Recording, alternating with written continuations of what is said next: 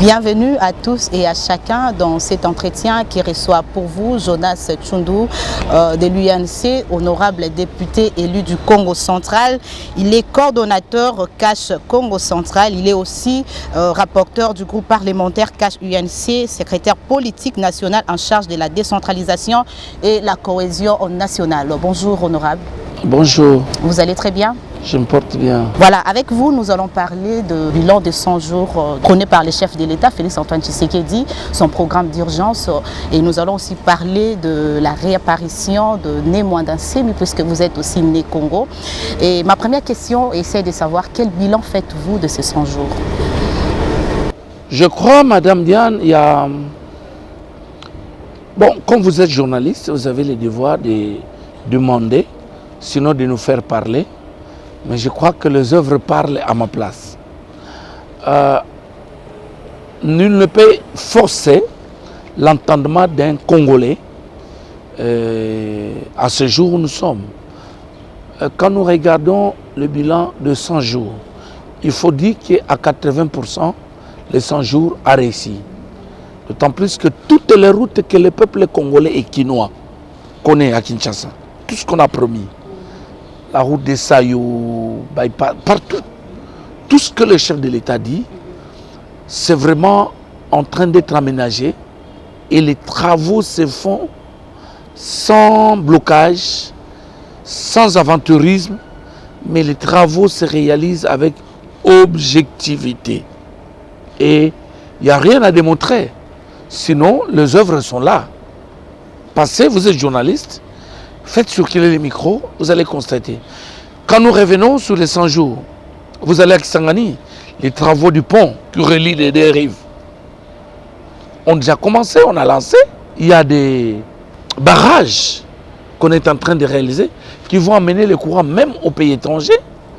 Et au Congo central, par exemple, dans ma province où je vis, voyez-vous, ça a été la première province où les 100 jours ont été relancés par le chef de l'État, qui s'est fait représenter d'abord par son directeur de cabinet, l'honorable Vital Kamerhe, et en Kamba, et on a lancé le courant de Kamba, les écoles et tant d'autres choses.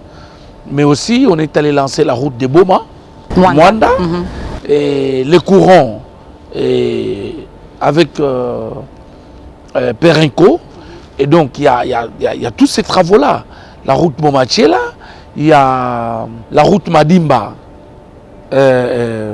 Ngidinga Kisanto. Toujours dans le Congo central. Toujours dans le Congo central. Et tant d'autres travaux promis qui sont mis en œuvre. Et donc, en exécution. Donc, si aujourd'hui nous regardons, on est en train d'exécuter à 80%. Vous avez bien dit 80%, mais alors que dans tout cela, vous avez cité que l'infrastructure. Mais quel impact sur le plan social? Non, attendez, on commence toujours par quelque part. Même ceux qui lisent la Bible savent qu'un pays s'élève par la justice. C'est la justice qui élève un pays. Vous voyez par exemple tous les condamnés juste là, la décrispation.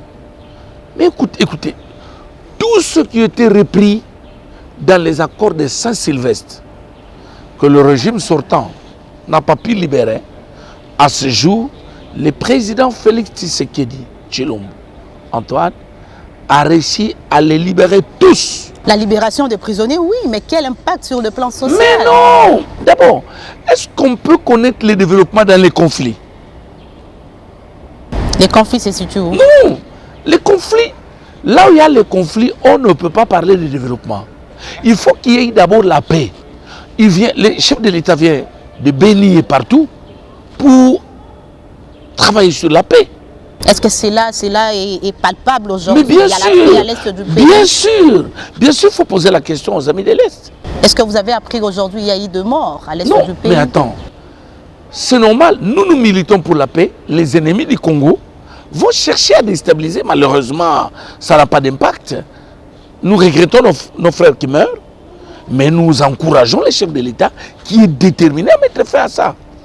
Écoutez, Maman Diane, vous allez retenir que le chef de l'État vient de faire à peine 3 mois, s'il faut le dire. On ne peut pas juger quelqu'un. Vous savez que la destruction a été grande. C'est une destruction qui n'a pas commencé par Kabila. Vous prenez la destruction moboutiste, le kabilisme. Donc, kabilisme plus moboutisme, ça produit ce que ça produit. Et vous voyez un Tshisekedi qui vient d'arriver dans 2 mois, qu'il puisse créer quel miracle. Il faut patienter. Il faut plutôt observer la manière, ou sinon les modes opératoires. La manière dont il opère prouve qu'il y a la volonté politique. Et quand est-ce qu'il va toucher les sociaux? C'est ça le besoin majeur du peuple congolais. La clé de tout cela, c'est la volonté politique. Exactement. Et la volonté politique, on en a. Il démontre la volonté politique. Vous savez, les taux aujourd'hui de dollars, il est augmenté à combien? Attendez. Il a libéré les prisonniers, les infrastructures. Là, on est d'accord? Oui, les infrastructures, c'est 5 sur 5. On est d'accord. Et oui, maintenant les sociales. Mais la politique sociale, pour qu'elle réussisse, il faut que le gouvernement soit mis en place. Alors qu'il a présenté son programme de 100 jours sans le gouvernement. Mais effectivement, les 100 jours, c'est un processus. C'est un processus. Ce n'est pas une baguette magique, c'est un processus. Et pourquoi il a ignoré le gouvernement qui est juste là? On n'a pas ignoré. Nous ne sommes pas venus pour taquiner les gens ici. On parle d'une violation de la Constitution. Non, il n'y a pas de violation de la Constitution. Vous savez, on ne peut pas vouloir une chose et son contraire. Ce n'est pas Tshisekedi qui a chassé les gens brutalement. Ce sont les élections qui ont eu lieu. On a eu les élections. Il a été élu. Il y a encore un Premier ministre. Non, attends. Vous ignorez On cela? est dans le processus de désactivation du système. C'est-à-dire, un régime venait d'entrer. Il faut l'avènement de nouveaux chefs de gouvernement. Et pour que cela arrive, on devait commencer par l'installation de l'Assemblée nationale. Nous avons eu un bureau provisoire. Le bureau provisoire a pris beaucoup de temps. Pourquoi? Il y a eu la mort de Kizenga, il y a eu la mort de Mbouta Rodia et il y a eu la mort de 2 députés nationaux. Et tous ces événements ont quand même impacté sur l'évolution du programme de la Chambre basse. Mais qu'à cela tienne, on a évolué. Aujourd'hui, on a un bureau définitif. Aujourd'hui, nous sommes en plein processus, sinon en pleine procédure de la mise en place des commissions permanentes et aussi des groupes parlementaires. Et donc, on est en train de vider et le chef est en train de travailler sur la sortie d'un gouvernement, notamment du chef du gouvernement. On vous taxe d'un dépassement budgétaire. Comment défendez-vous pendant ces 100 jours? Écoutez, ce qui taxe du dépassement budgétaire par rapport à quoi? Parce que les travaux sont là. Ce que nous venons de faire ou ce que nous sommes en train de faire dans 3 mois, c'est que le président de la République est en train de faire pendant 3 mois. Ils ne l'ont pas fait pendant 18 ans. Il a réalisé des choses que les autres n'ont pas fait. Je me réserve de trop critiquer. Vous êtes arrivé? Non, mais je dis, mais je réponds à votre question. Je réponds à votre question. Je n'ai pas dit que nous sommes arrivés. Nous sommes en train de travailler. Nous sommes dans une alliance avec les FCC. Mais nous ne nous interdirons pas de démontrer où est-ce qu'ils se sont limités et par où nous venons de commencer. Et donc, on ne peut pas nous faire endosser les crimes, sinon les erreurs des autres. Vous êtes de l'UNC, on accuse aujourd'hui l'honorable Vital Kamerhe d'être au centre de tout. Il est en même temps Premier ministre, il est en même temps ministre des budgets, il est en même temps, il est tout au même moment. Vous ne connaissez pas celui qui fait l'intérim vous ne connaissez pas le ministre du budget? Il s'appelle Pierre Kangoudia. Quand est-ce que Kamerhe est devenu ministre du budget? Kangoudia est là, il n'a jamais été chassé. Il fait tout comment?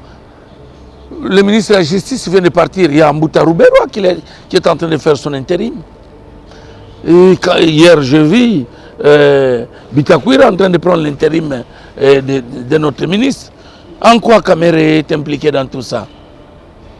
Les problèmes, les mal, les péchés de Vital Kamerhe, c'est son intelligence, c'est sa tête, ce sont ses capacités. En fait, les gens ont peur de lui. Les gens savent ce qu'il est capable de faire. C'est comme ça qu'on l'attaque, on les taquine. Mais qu'est-ce qu'il a fait? Les mêmes gourous qui l'ont combattu hier, aujourd'hui, sont surpris de le voir aux affaires. Et dans la démarche de nos prédateurs, ils estiment qu'il faut déstabiliser Kamere pour bien avoir les chefs de l'État. Il faut les diviser. C'est lui qui est la protection du chef de l'État? Non mais attendez, c'est un duo de la réussite. Le mariage Kamere et Félix, c'est un duo de la réussite. Félix Tshisekedi Tshilombo est né dans les combats de la vérité. Il est né dans la lutte. C'est un produit de la démocratie. Kamere, c'est un produit de la démocratie et de la méritocratie. Tous deux, ce sont des produits de la méritocratie. Et ils ont la bonne volonté de changer le Congo.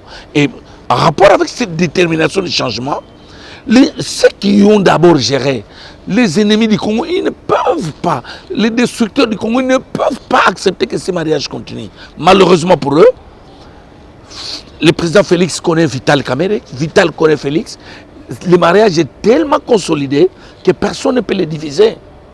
Ils se connaissent très bien. Ils sont en train de travailler. Jusque-là, ils sont dans les bons. Les travaux sont là. Jusque-là, ils sont dans les bons. Et donc, nous avons confiance à leur capacité de faire et ça va aller. Bien, parlons de la formation du nouveau gouvernement qui reste encore une inquiétude pour le peuple congolais qui se pose des questions à quand la formation du nouveau gouvernement. Alors, ma question est celle-ci. Selon vous, les problèmes se posent au niveau du choix de Premier ministre ou bien au niveau de partage de postes ministériels? Non, il n'y a pas de problème jusque-là. Certes que nous sommes dans un processus de négociation. Et dans le processus de négociation, et bientôt là, dans quelques jours, sinon dans quelques heures, vous allez connaître le chef du gouvernement. Mais vous, comme vous savez, le principe fondamental de la négociation, c'est le principe, sinon la loi de la concession. C'est ici l'occasion pour moi d'interpeller les amis du FCC. Nous ne sommes pas seulement en face du FCC, encore moins en face de l'UDPS, encore moins en face de l'UNC, mais nous sommes en face du peuple congolais et du monde qui nous regarde. Comment nous gérons les acquis de la démocratie. Il faut que les amis du FCC comprennent que dans la négociation, il y a les principes, sinon la loi de la concession. Est-ce que vous pouvez au moins nous révéler les secrets de cette négociation? Attendez, Jacqueline. Aujourd'hui, nous avons fait une alliance, sinon une coalition qui existe. Et cette coalition enterre les points forts comme les points faibles des uns et des autres. Nous sommes devenus une famille politique, défendant la vision du chef de l'État qui est Antoine Tshilombo Félix Tshisekedi. C'est sa vision que nous sommes en train de défendre. FCC cache, nous défendons. Et donc, en défendant la vision du chef de l'État, puisqu'ils ont accepté d'être avec nous, dans cette majorité présidentielle, s'il faut le dire aussi. Parce que ce n'est pas seulement une majorité présidentielle, mais ça devient aussi une majorité parlementaire. Parce que nous sommes ensemble. Et en étant ensemble, il y a la loi de la concession qui doit primer. C'est-à-dire, on ne doit pas seulement attendre du président Félix pour comprendre que oui, les FCC ils sont nombreux. Non. Nous avons fait une alliance. Mais nous avons un compte à rendre au peuple. Parce que le peuple ne peut pas comprendre. L'Assemblée nationale, on donne au FCC. Le Sénat, on donne au FCC. C'est la faute à qui? C'est la faute à la population ou bien c'est la faute à votre alliance que vous avez faite avec le FCC? Nous ne sommes pas encore là, on va expliquer ça. L'Assemblée, on donne au FCC. Et le Sénat, on donne au FCC. Tous les gouverneurs sont du FCC. Donc 99% des gouverneurs FCC. Donc la primature doit revenir au cash. Alors, aujourd'hui qu'on donne encore la primature au FCC, personne ne va nous accepter, personne ne va nous comprendre. C'est même au prix de notre carrière politique. Et le président, non, attendez, le chef de l'État, que je connais aussi avisé, ne se laissera jamais faire dans ce piège-là. Parce que c'est au prix de sa carrière politique. Parce que quelle est cette population qui va nous comprendre? Et donc, si c'est une coalition, donc les amis doivent concéder. Ils doivent concéder. Ils ont les deux grandes institutions. Ils ont le Sénat, l'Assemblée nationale. Ils ont tous les gouverneurs presque.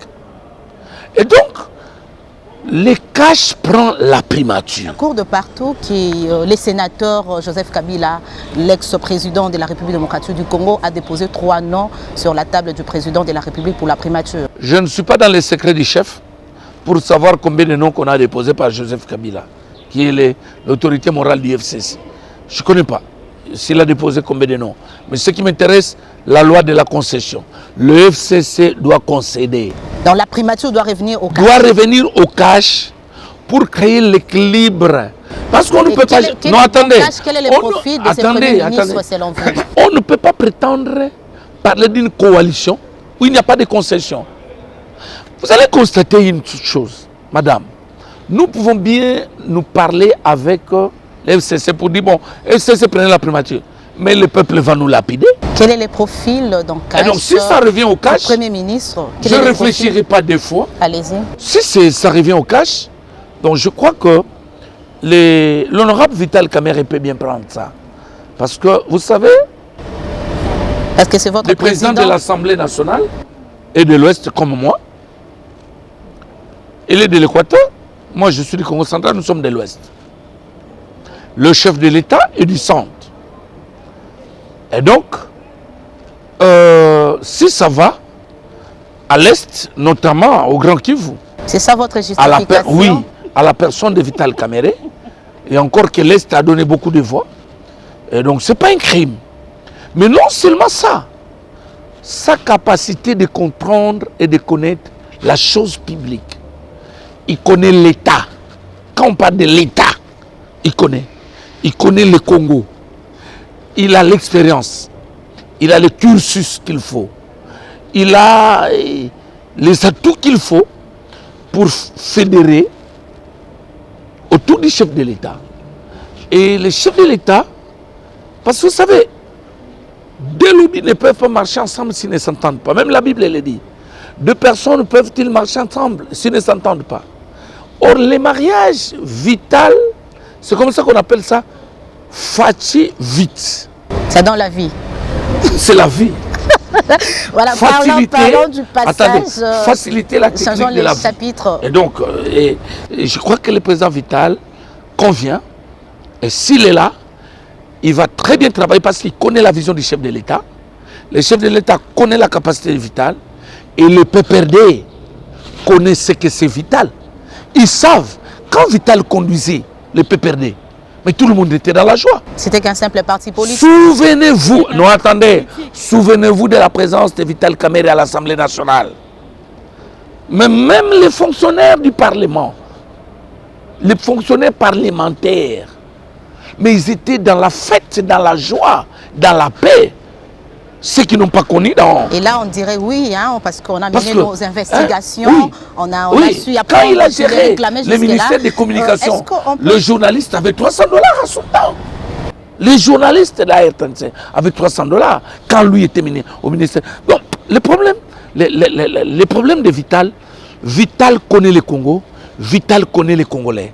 Et souvent, il sait collaborer. Il connaît aussi les besoins des Congolais.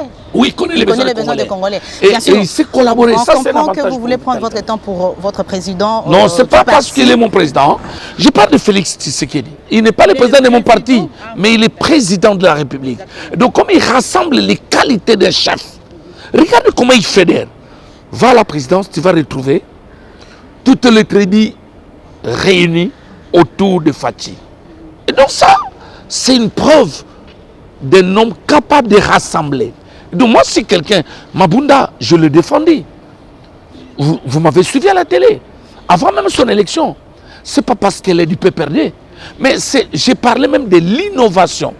Tu comprends? Je parle de l'innovation pour l'élection d'un président, sinon une présidente de l'Assemblée nationale, femme. C'est une innovation et c'est une particularité. Et elle a réussi elle a bénéficié de notre soutien. Et lors de notre entretien avec Mme Janine, Nous lui avons dit. À la conduite de l'Assemblée ou bien d'une institution, on a besoin du genre ou bien on a besoin de l'intelligence ou de la capacité. Ce n'est pas seulement un problème de genre. Mais Madame Mabunda, elle reflète tout ce que nous pouvons rechercher dans un leader capable. Écoutez, mais elle a assumé de grandes responsabilités. Elle n'a jamais été reprochée de l'immoralité. Nous devons retenir ça. Vous savez, quand on veut faire la politique, la moralité doit précéder. Merci beaucoup. On parle du passage de Moïse Katumbi sur les antennes de France 24 où il dit qu'il va revenir au pays le 20 et il sera en safari populaire à travers toute l'étendue de la République démocratique du Congo. Cela signifie quoi selon vous? Mais c'est un Congolais qui revient chez lui. En safari populaire? Oui, quand il parle de safari populaire, il vient juste pour témoigner ce que Félix a fait pour lui. Il fait le safari populaire parce que cette tournée-là, il vient expliquer aux Congolais combien Félix Tshisekedi est bon, lui a offert l'opportunité que Kabila ne lui a jamais donnée. Hein? On en voulait même à sa vie, pour preuve même le passeport. On ne lui a pas accordé. Mais quand Fachi passe au pouvoir, il lui donne... D'abord, Fachi permet la liberté d'expression. Aujourd'hui, Fayoulou, vous savez que nous sommes même en face de nouveaux musiciens. En dehors de Wera, nous pouvons encore ajouter Mbouta Fayoulou, parce qu'il danse même plus que Wera. Et donc, dans toutes ces danses-là, zéro policier, zéro grenade, lacrymogène, zéro chicotte, zéro aner. On ne menace personne, tout le monde s'exprime librement. Et Moïse Katumbi, dès que Félix Tshisekedi passe au pouvoir, notre président, l'imbattable Félix, salue et il accorde le passeport la possibilité à Moïse d'avoir son passeport et il vient.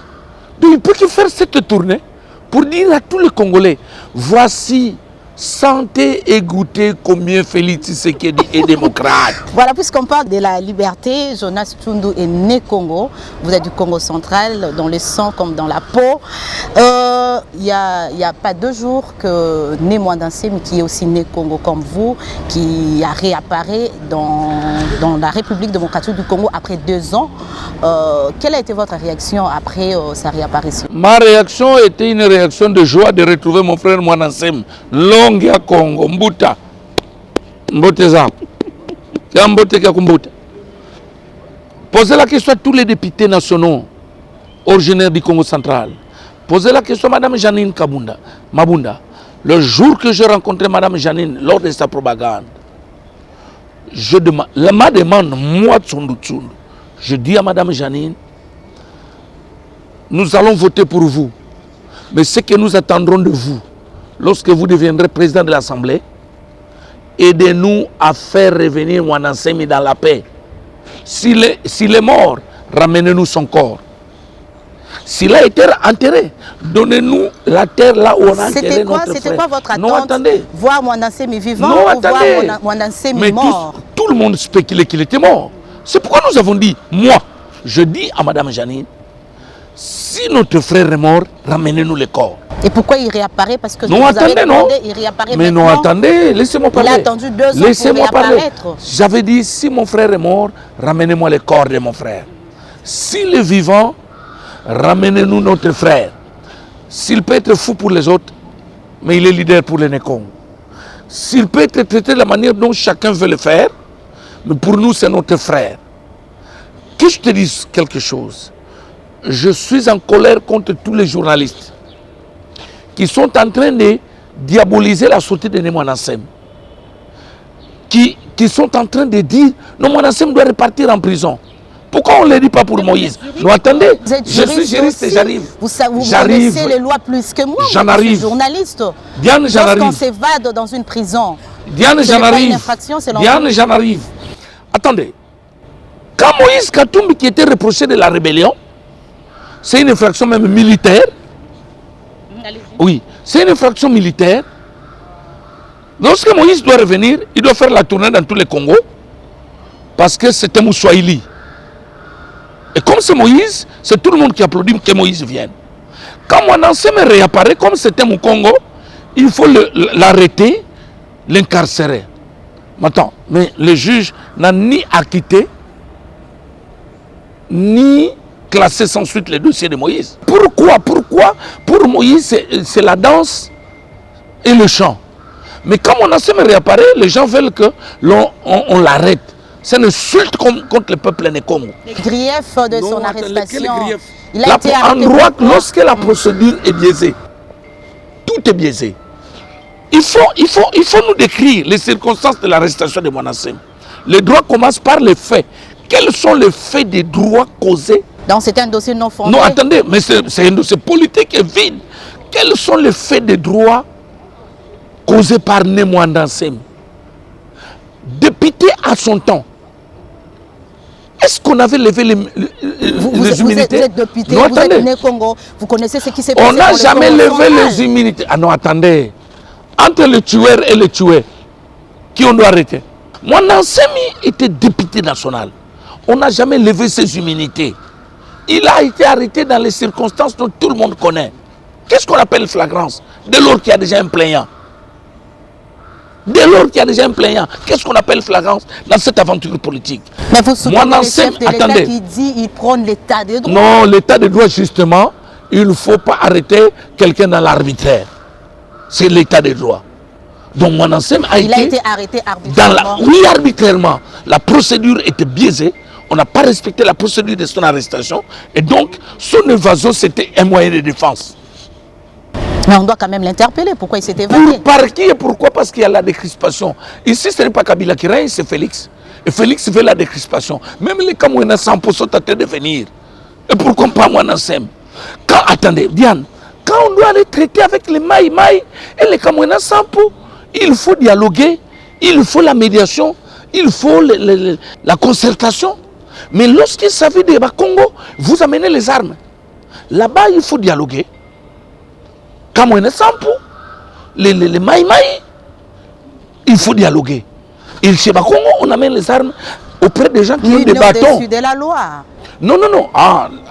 Donc nos frères, est-ce que vous savez ce qui meurt à l'Est? C'est chaque jour que nos soeurs sont violées à l'Est. C'est chaque jour que nos frères meurent à l'Est. C'est chaque jour que rien ne marche à l'Est. Nos frères sont endeuillés à l'Est. Va à l'Est pour voir ce qui se passe. Vous êtes contre son retour aux cellules de Makala? Personne ne va arrêter Mwanasem, sinon il y aura soulèvement de tous les Bakongo. Mwanasem, qu'on le laisse libre, c'est notre frère, même s'il est malade, il est normal, il est ce qu'il est, c'est notre frère. Nous allons le gérer entre nous. Voilà, nous irons les conseiller, nous les notables qui mène actuellement des tournées dans le Congo central, c'est pour quel objectif? Non, mes tournées dans le Congo central, je suis coordinateur du CACH Congo central, au cadre du CACH Congo central, notable du Congo central, élu du Congo central, et donc au cadre de l'UNC. Et donc d'abord j'ai fait mes tournées pour redynamiser mon parti politique et puis mon regroupement politique qui est le CACH. Et donc j'installe les CACH dans tous les districts, dans tous les secteurs.